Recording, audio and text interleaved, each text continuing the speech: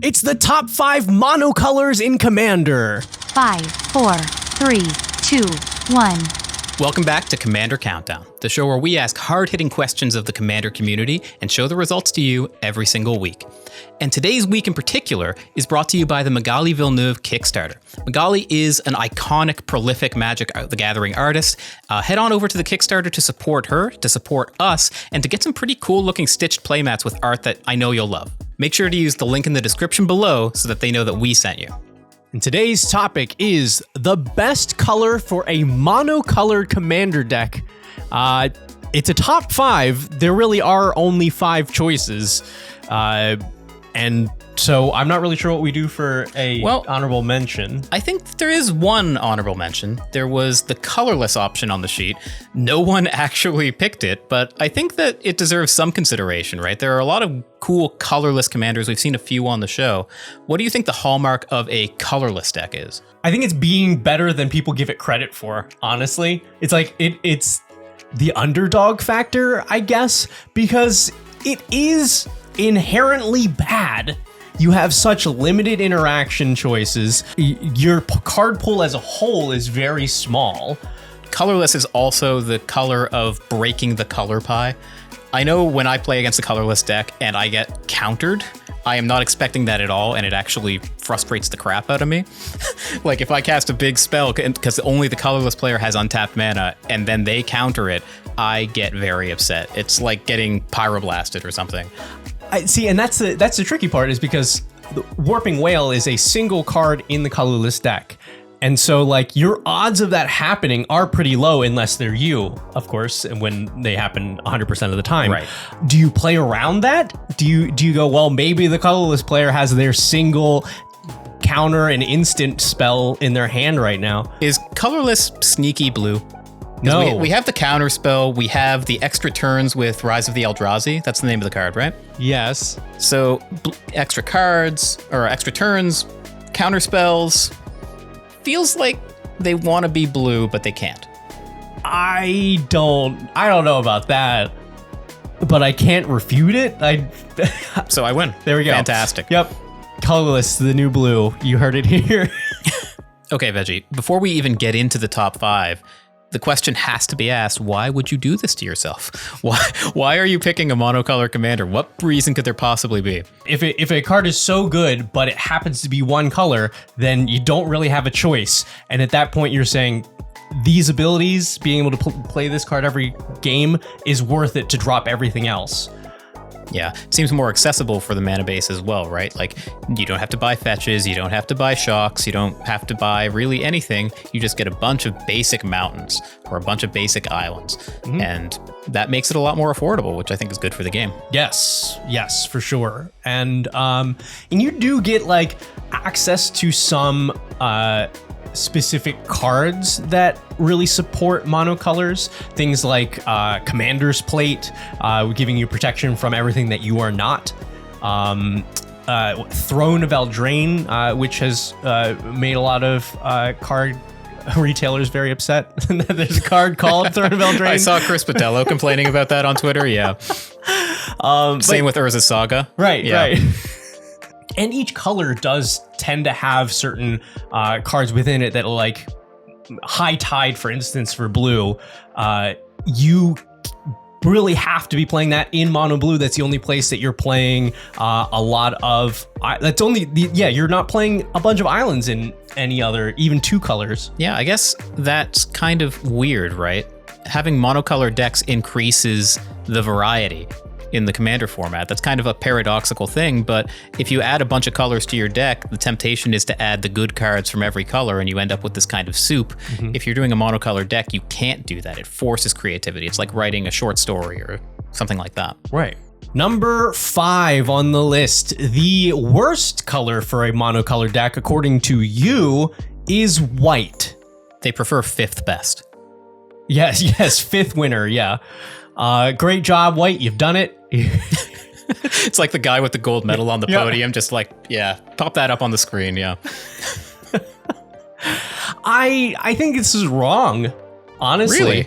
Yeah, I think white gets a very bad reputation for being the worst color in Commander because it used to be for a long time, and then and then Chris Mooney happened to it. That's right. Yeah. Yeah. If you haven't seen, we had two members of the Wizards Color Pie Council on an episode. Chris K. Mooney was the white representative at that time. Mm-hmm. I don't think I can say that they are like 100% responsible, but they happen to be the representative for that color during a period of time where the commander design for white changed pretty drastically. And I think for sure put them out of last place. Okay, so what kind of effects came with Chris Mooney that weren't there before? Card draw. Card draw is the big one. White started getting a lot of like literal, hey, creature enters the battlefield, draw a card, or like their balancy effects, their fairness effects shifted a little bit from like, oh, Smothering Tithe, hey, are you doing a thing? I get a treasure, to, hey, are you doing a thing? I will draw cards. Sure. Drawing cards, probably something accessible to everyone in the color pie now. I think I remember Chris actually talking about that, how everyone gets to draw cards, everyone gets to make tokens now because that is a fun thing to do. Yes. But even if that's just evening the playing field on all five colors, white had been one of the most like card draw starved colors, and so bringing that up to par is a big boost. Okay, so that's what makes white playable now. What is white especially good at? White is good at protecting itself. You have Teferi's protection, and now you have some other similar effects that phase out your permanents. So you're really hard to board wipe. And then it's also really good at board wipes. You have Farewell and big selection of different, like usually one-sided board wipes. What do you think the iconic white card is? I feel like every color has one card that it is its identity in Commander. Why is it Smothering Tithe? Smothering Tithe does give you a very clear picture that like white benefits from other players doing things. And in Commander, with 3 other people doing things, usually it is much more in your favor to play those kinds of cards than it is for people to like deal with it. Think about they just printed Trouble in Pairs, which I know you are aware of. You know the full text of that card. Sure. Yeah, where you are drawing extra cards for your opponent's playing commander. You draw extra cards if they cast extra spells, or if they attack with extra creatures, or if they do other stuff. And you are getting that ability on each player's turn, which I think has the potential for like 7 cards drawn in one rotation. I see, like inverse Shieldred. You get rewarded for everyone else playing the game instead of they get punished for playing the game. Right. White is also like getting some effects that it really should have had to begin with that were very strong. One of the best finishers in the game is Craterhoof Behemoth, which is not a green card by the current philosophy of the color pie.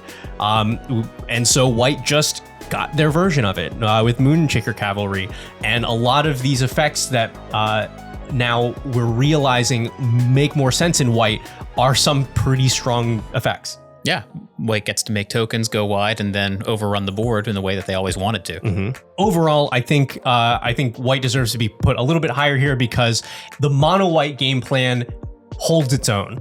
It can protect itself, it can close out the game, and it's got the resources to be able to push ahead of the other players. Yeah, it's kind of got it all. I agree. Coming in at number 4 is red. So the burn players did not show up in force for this survey. Red has a special place in my heart. There's something romantic about bolting someone's face. I do love a good turn 1 Ragavan. And if you mix it with blue, you get a lot of really good card draw effects like Expressive Iteration, but obviously we don't have that here. What would you say is red's commander identity card? I mean, it's probably Dockside. Which I think makes sense because the advantage of mono red is its explosiveness. It will do a very strong thing very fast. and hopefully the advantage it gains from that is enough to be able to win.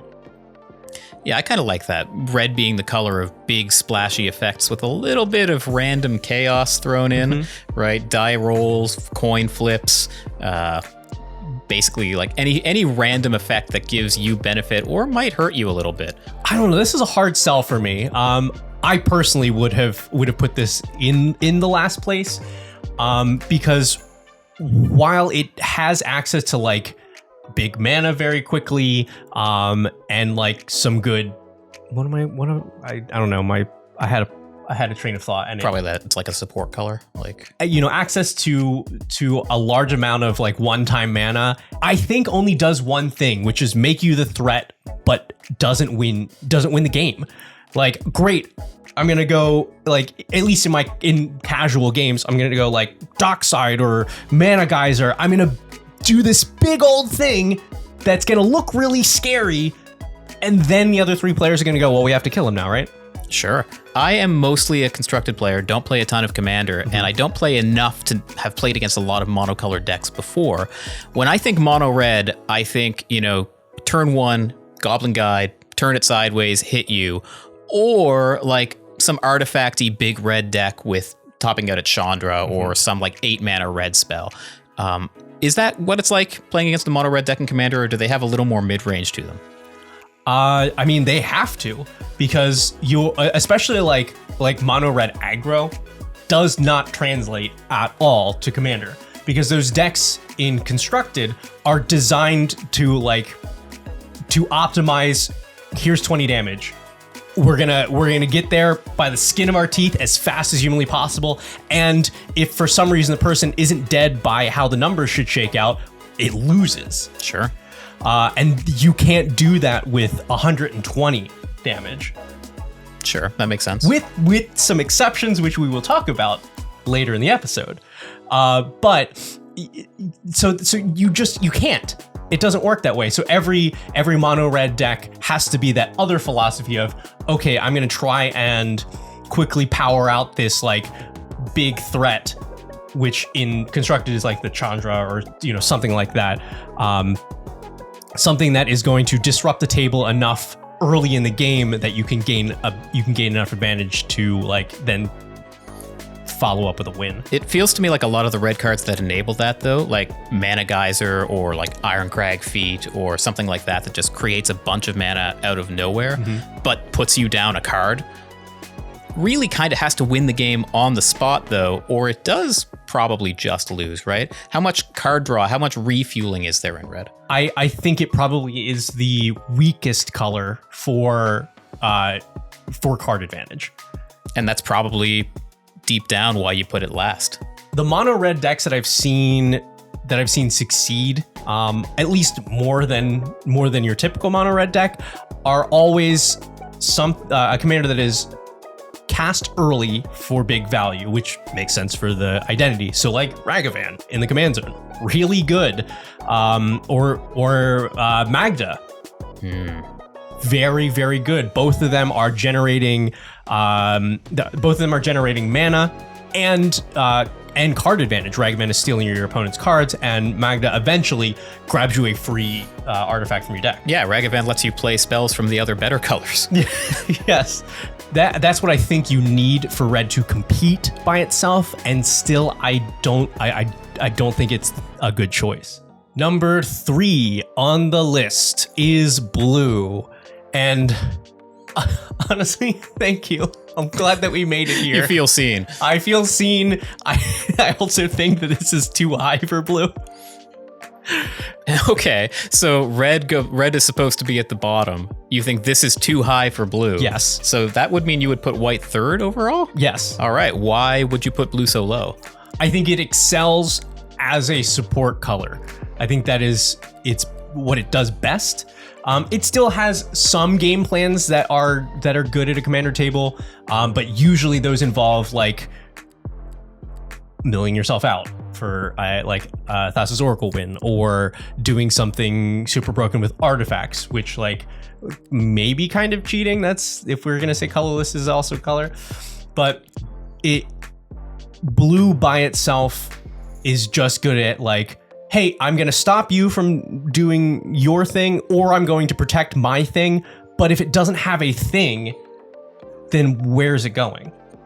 Yeah, again, constructed player coming over, blue is my favorite color of the color pie. I like drawing cards and saying that you can't do stuff.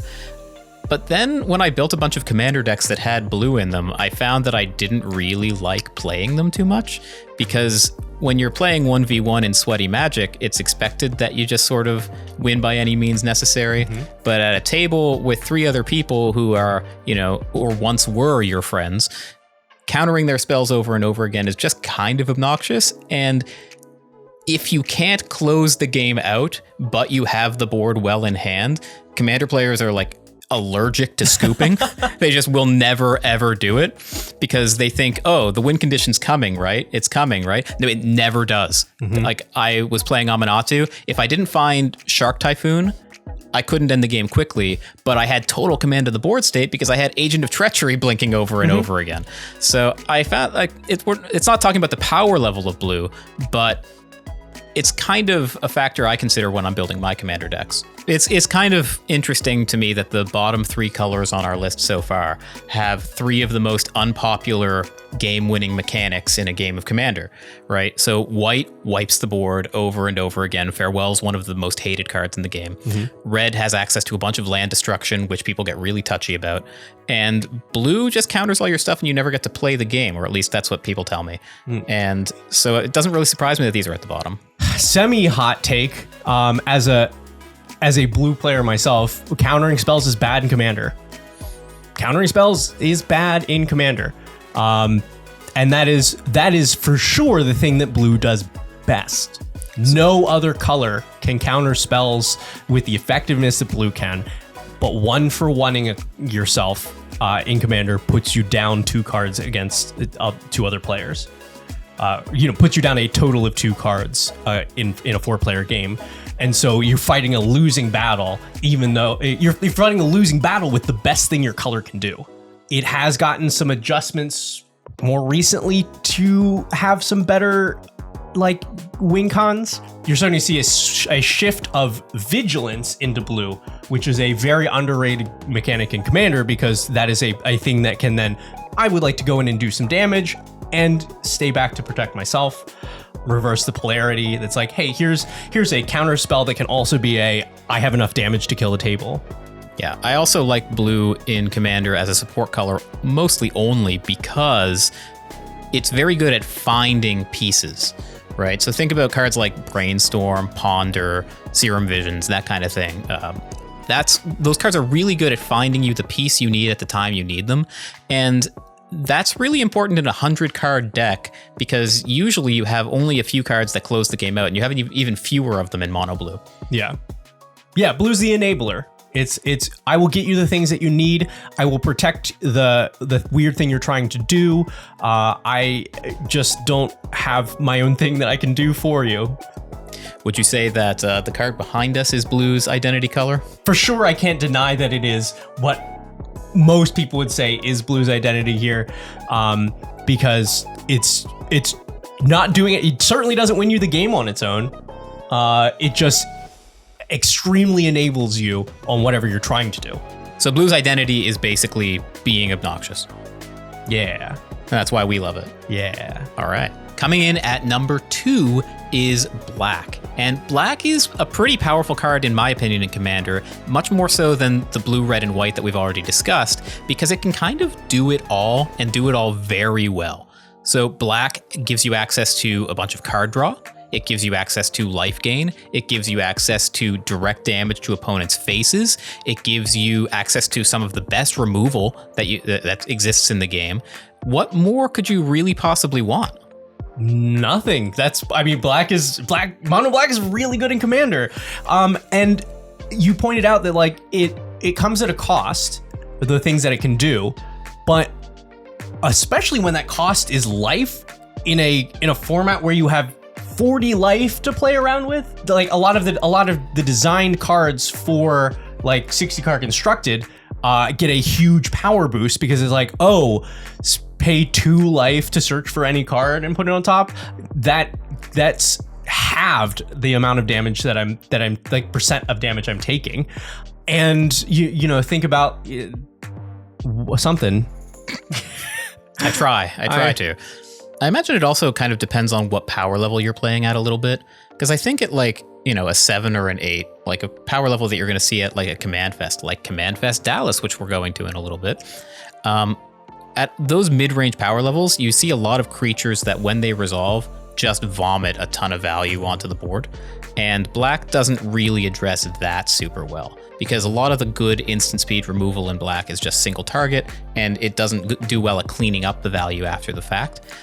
I'm guessing at a high level, with being able to negotiate with other players, players building their decks in such a way that their things will actually resolve instead of pie in the sky big cards, it's probably a little better. What's been your experience? Black has enough.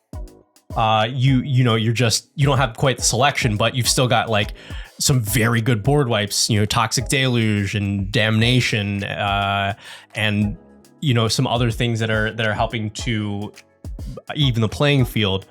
So if you remember what I was saying about blue with, you know, Ponder, Serum Visions, Preordain, that kind of thing, the consistency that blue has to dig for particular cards, black says, screw that. I have a tutor. I'm going to just look through my deck and cheat and put the card I want on the top or even into my hand. And with cards like Beseech the Mirror, maybe even into play. So consistency is great. What a huge advantage over any other color. Like that's the thing that black does the best, that does much better than any other color in Commander, is say, hey, I'm going to be consistent. Do you think that level of consistency is kind of counter to the idea of Commander, though? Because I feel like a lot of players say they like the format because it produces new gameplay every single time, and there's 100 cards and I'll draw differently every time, and the game will play out differently, and then they shove a bunch of tutors in their deck to fetch their favorite cards and play those cards over and over again. At a casual Commander table, tutors are being used to find, hey, this is the card I want in this situation, or oops, I need this one answer to things that it's not being it's not the same cards all the time. Yeah, I have a bunch of tutors in my Blim deck to fetch exactly the right piece to screw over my opponent and give to them. And I don't know that I've ever tutored for any of them more than I have tutored for basic Swamp. Yeah.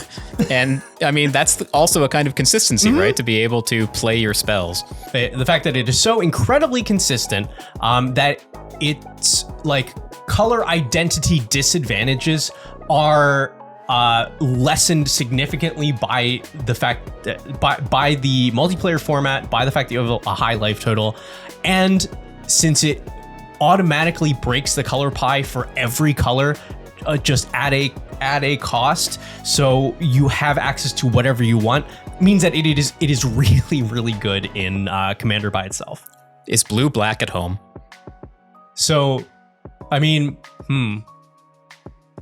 Because like the hallmarks of blue are card draw. Black does that pretty well. Blue can't really, blue bounces things, black kills things. So black, it's at least a 1-for-1. Blue, you're just throwing a card away. I think the more important question is then, by everything that we've discussed today, are we saying that that Colorless is the new black at home? Yes. I think we've cooked too hard. I think. Why do you guys watch this? The kitchen is on fire. Number one, I know nobody saw this coming. Nobody has any idea what this is going to be, but it is in fact green. Yeah, green, number one. Wow. Mono Green's game plan is very good for Commander. It's just, I'm going to continue to put out large things that are hard to deal with, and I will hit you with them, and then you are dead. Its game plan is very centered on itself. It builds. It plays stuff for itself. It doesn't care what you're doing. It lets you do that. Green is probably the worst color for interaction as a whole, which is wild to think that is an advantage in Commander. But if you're choosing a mono color and you are going all in on a single game plan, the fact that green is like, hey, I'm, instead of dealing with your stuff, going to put the hardest to deal with stuff on the board myself, that's a better game plan. Yeah, I've played a lot of control decks in Constructed, and one of the hardest things about playing those decks and building those decks is when the meta is diverse, you don't know that your answers are going to line up with what your opponent's doing. And when you have 3 opponents all doing different things with singleton decks, and they all brought their own commander and their own spice and their own play style, how the hell do you control that? Where with green and other proactive strategies, you don't have to worry about that. You are doing your thing, and if you do it well, you can expect to win the game about a quarter of the time or more. Yeah. And let's think about what green does better than the other colors.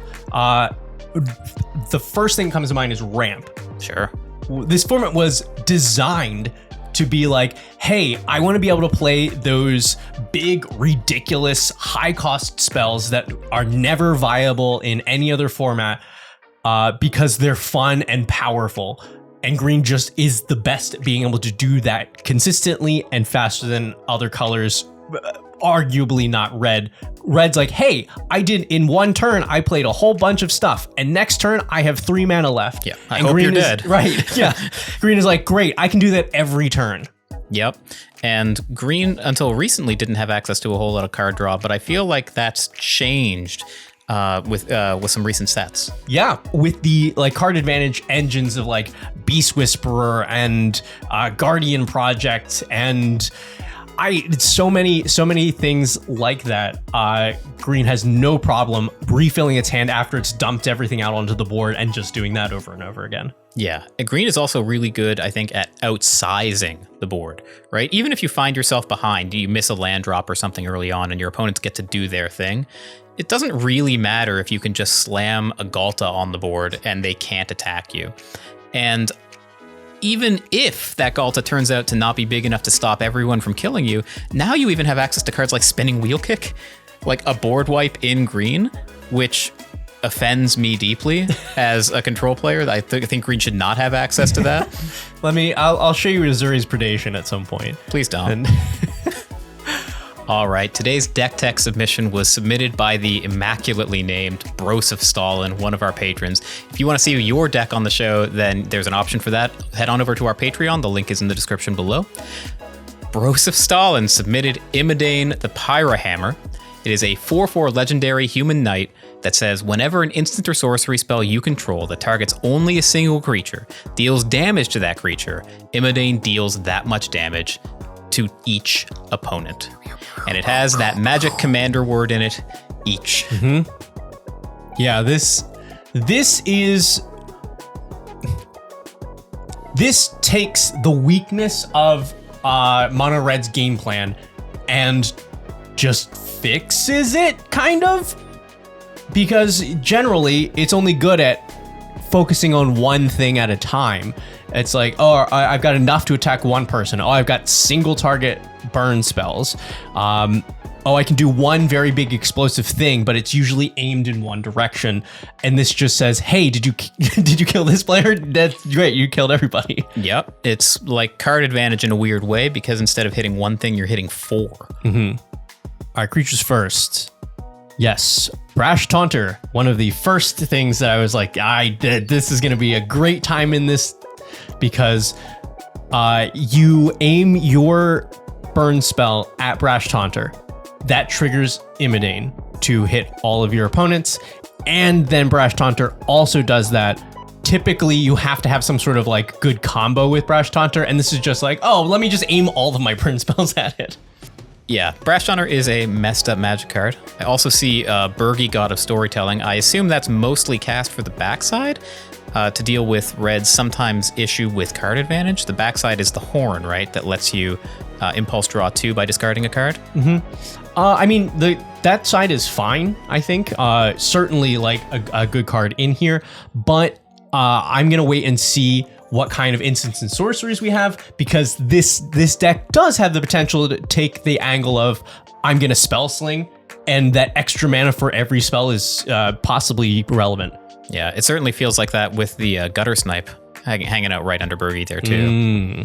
We see damage magnifiers, Solfim, Torbren, and I would guess we see some other ones as well, because you get the double dip here. Because let's say you lightning bolt a creature, it gets +2 from Torbran already, dealing 5 to that creature. Then Imodane says, oh, you dealt 5 to something, now I'm going to deal 7 to every opponent. Oh, interesting. Oh, that's really cool. Yeah, and so like if it's a double like Solfim, that's double. Canadian viewers rejoice. Yeah. You know what a double is? I remember being in Canada with some of my American friends, and they wanted a coffee, and they asked me what I wanted, and I said, ask for a double, and they looked at me like I had 2 heads. And like, you are setting me up. I'm going to go look like an idiot. No, a double is just a coffee that has 2 creams and 2 sugars in it, and that's it. Oh, that makes sense. It makes perfect sense, right? Yeah. I see Magus of the Moon in there. I don't think I've ever seen that card played in Commander before. You lucky man. That looks miserable to play against. So this is the reason to play a monocolor deck. If your lunatic opponent is playing Magus of the Moon. This card's in a weird place for me because like if you are in a monocolor, I want to say take every advantage that you can get. And this is a massive advantage. So I think if your table is playing high power, is playing optimized Magic, then this card is great. Yeah, I struggle to say play this at casual tables or with people that you haven't played with before, but like it's real good. I think it's worth explaining. Magus of the Moon says non-basic lands are mountains. It's not like Urborg. It's not in addition to their other types. They're just mountains. They tap for red. They lose all their other abilities. They do nothing else. Yes. So that 5-color good stuff soup player suddenly can't cast spells. Yep. We're getting into the good stuff. So all of these are likely to trigger Imodane. Imodane does specify single target. So you do not get the dream of blasphemous acting the table and then also redirecting that to the opponents. It does have to be single target. That said, Shivan Meteor, which normally would not be very good, is incredible. The art is phenomenal. I've never seen this card before. That guy is about to have a very bad day. Yes, here's a meteor to the face, and also a meteor to each opponent for the tune of 13 damage. Yeah. For what, 3 mana to suspend? Flame Slash, 1 mana, 4 damage. Obliterating Bolt, 2 mana, 4 damage in exile. All of this also getting redirected to your opponent's face. Yeah, and we also see a lot of the explosive potential that we saw in red earlier as well. Mana Geyser producing a ton of mana. Jeska's Will producing a ton of card advantage. Pretty broken stuff. I do want to take a moment to point out the deep dive here, which we mentioned you kind of have to do for monocolors. I think Overmaster is very fun because you're setting up an uncounterable spell, and they're cantrips. That card looks really annoying. It's like getting duressed, but in red. And a cantrips? That card's wild. Right? Why aren't people playing that card? That card looks really good. People don't have to resort to looking through Torment to be able to find cards for their monocolored deck, because, if they're not playing them. And you also have the color pie break that is Tybalt's Trickery. You could probably hit something really cool in this deck off Tybalt's Trickery countering your own spell. You have a very cheap, 1 mana lightning bolt, counter that, go digging. Yeah, I mean, also like reasonable to play this card for probably what it was intended to be played for, which is a chaotic counterspell, because what other options do you have in red? I do want to point out, here is a perfect example of this only works in monocolor. Seismic Strike deals damage equal to target creature equal to the number of mountains you control. This is never going to be good unless you are in mono red. And in this deck in particular, it is phenomenal. I think I remember seeing a post from Mark Rosewater about why the Urborg Yavimaya cycle is never going to be completed, and this card was one of the reasons. If you had a land that said all lands are mountains, then you would have access to this in any multicolor deck, and it would be horrifying. Now, I think I think they may have actually missed. I think there's a 2 mana version that is a sorcery Okay. Nevinral's Disc is one of the artifacts because we didn't have enough board wipes earlier in the deck. We needed one more. I think this is actually a really smart inclusion into this because one of the weaknesses of monocolor decks in general is there's usually some sort of permanent that it cannot deal with. And red has no way at all to deal with enchantments. You probably have like one Chaos Warp and that is it. So this gives you for sure an answer to any enchantments on the board that are a problem. The Medallion Cycle is another prime reason to run monocolor decks. These just get much better if all of your spells are discounted by this. All right, and Pyromancer's Goggles, fun include because the commander doesn't care if you cast the spell, you can copy it, and it's a good way to get around some of the card disadvantage problems because you just get to double your spells every time you draw them, so they count double. Really appreciate this cute little card choice. Grafted Exoskeleton usually is for swinging through with creatures to get poison. Infect is deals damage, not deals combat damage. So if you equip Imodane with Grafted Exoskeleton, oh no, oh no, then yeah, you can just poison the whole table immediately. Look again, you're in monocolor.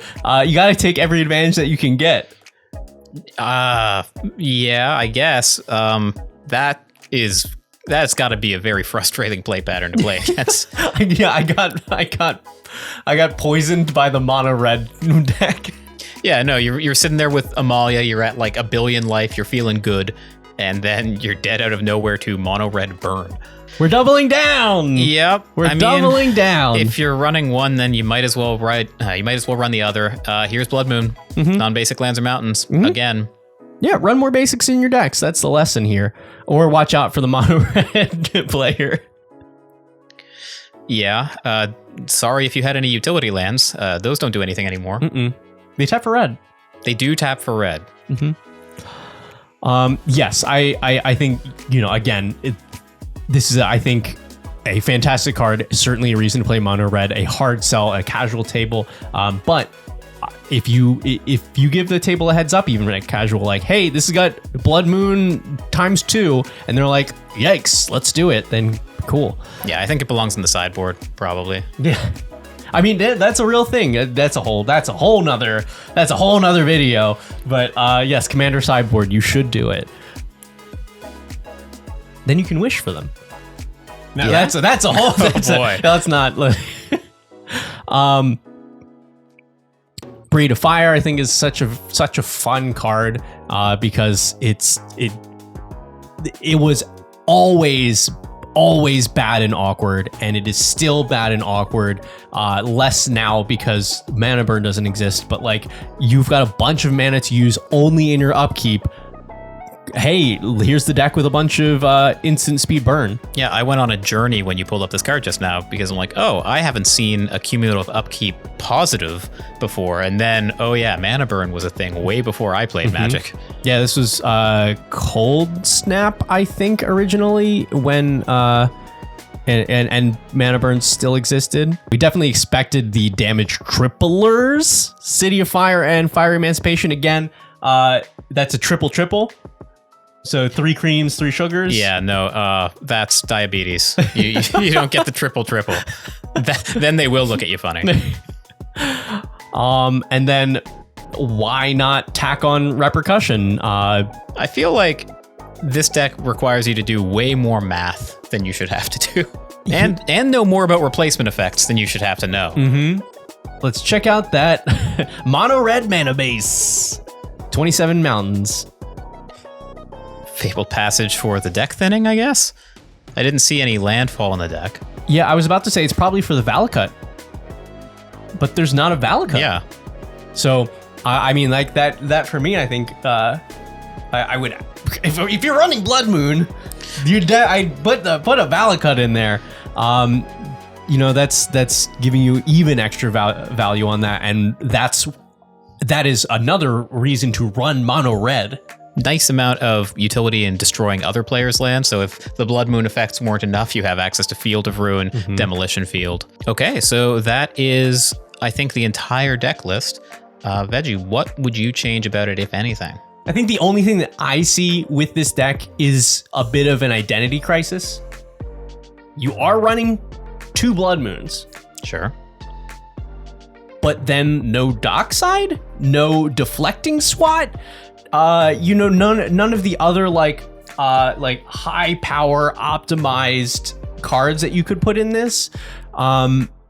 I feel like I would want to either sub some of those things, like sub the Blood Moons out for some other cards that synergize more, or like really lean into the high power nature of this, and be putting those things in and like fast mana and stuff. So I never thought I would say this phrase, but this is what my life has come to. In defense of Broseph Stalin, a lot of the reason to play a monocolored deck, like we talked about earlier, is budget. And Dockside and the other cards you mentioned are very powerful and very expensive because they're very powerful.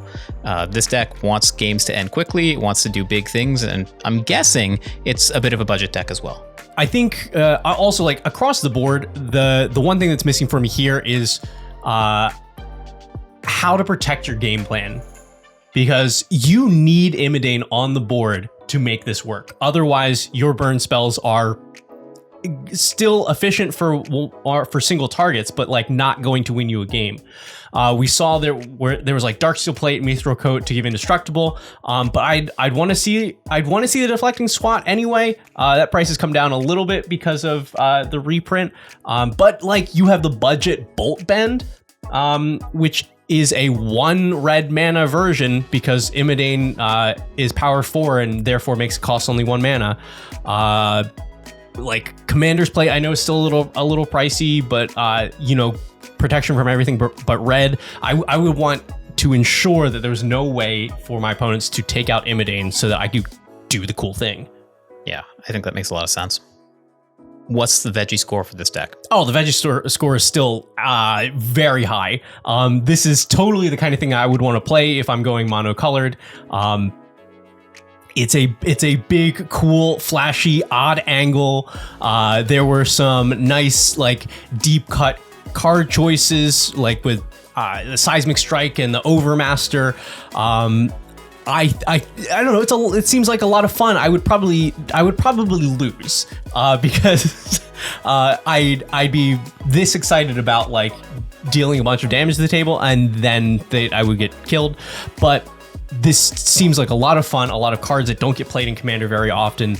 That makes me very happy. And yeah, I think even Blood Moons aside, it's right in the power level that I generally like to play. So I am going to give this, I think I'm going to give this a 9 out of 10. Wow. Yeah, this, like, it seems like a great time. I have thoughts. Yeah? They're complicated, and we're just gonna, this is therapy for me. We're gonna just get it out, put it out into the world, and you guys can judge me. I usually don't like mono red decks, but I love putting a clock on Commander games. And this deck will eventually just end the game. People will take burn to the face and they will die. So I like that. I like attacking opponents on angles they're not prepared for. So, Kreen decks like we talked about are used to just putting big stompies in the way, and this doesn't care. Right, I'll deal 13 damage to that, thank you. Right, yeah, Galta's not going to stop the meteor coming to your face. So I like that a lot. I like making opponents think and come up with new plans on their own. I don't like how I don't think this deck is going to win very much. I think this deck is always a bridesmaid, never a bride, as constructed, because like you said, if you don't have the Commander, you're not doing very much. You're just playing with cards that are kind of bad in Commander. So if you added ways to protect the Commander, I'd be on board. I want to find a straw that stirs the drink a little bit. There's not a whole lot of card draw here, and I want to be able to refuel after I cast these spells. Not a whole lot of these things say draw a card on them. I'm thinking like cards like Thrill of Discovery or something like that, because we did see a Mizzix Mastery up there too. True. So if you want to put stuff in your graveyard and then target it with Mastery, something like Faithless Looting I think would be great, especially given the Spellslinger nature of the deck. But overall, I love the idea, and I think with the right execution, I'm also up there with you. I think it's a 9. As constructed, winning is kind of important to me, so less. Yes. Before I forget, though, the virtue of courage. Right. Virtue of Courage would be perfect for this, because you both get a single target burn spell out of it, and then when you put the actual virtue into play, that's converting all of that damage into impulse draw for you to continue to do the thing. Yeah, Veggie's really excited about playing old cards, loves that about the deck, immediately says replace it with brand new card from recent set. Yes. Great. Well, thank you again, Broseph Stalin, for... Isn't it satisfying? That's yes, it is. Broseph Stalin, this is an excellent deck, very fun, obviously, by our personal scores. And to all of you out there, if you'd like to see your deck on Commander Countdown, then head over to our Patreon for all kinds of different perks. Playing games with us, submitting decks for this, submitting full decks for the gameplay show Decked Out, and like tokens, etc. It's a great time, and it helps to support us. And of course, thanks also to Magali Villeneuve for sponsoring this episode of Commander Countdown. Head on over to the Kickstarter using the link in the description below. Get some cool playmats, get some cool art, support an artist, and support us. And yeah, so I think that wraps it up for this one. Hit like if you like the video, hit subscribe if you really like it, tell all your friends. We'll see you next time on Commander Countdown.